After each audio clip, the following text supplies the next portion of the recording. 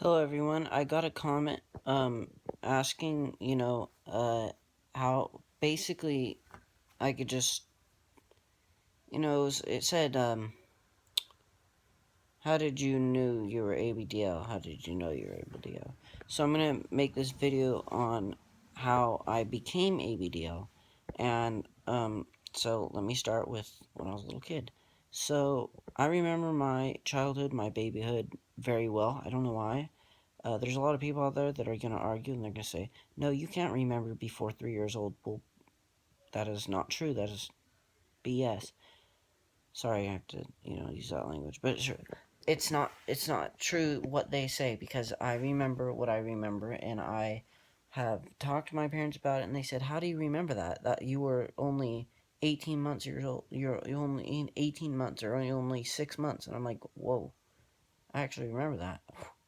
I remember learning my first word. It was "ite." I was trying to say light, like light bulb, but I was trying to say light, and I remember the person was saying "ite." Anyway, so basically, um, I was excited to get out of diapers, and when I was maybe about, I don't know, whenever you potty train, and I couldn't wait, and then it's like when I was 3 or 4, 5 years old. I was like 4 or 5. Um, I wanted to be back in diapers again, and it was in my head the whole time. I never really thought about that much. And I like doing little kid things all the time.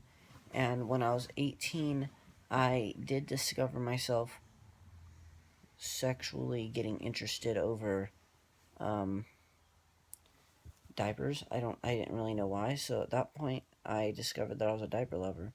And I discovered the ABDL community at that point. Um, and basically what happened was for a while, I was sexually satisfied over, like, I don't know, diapers. That's about it. And I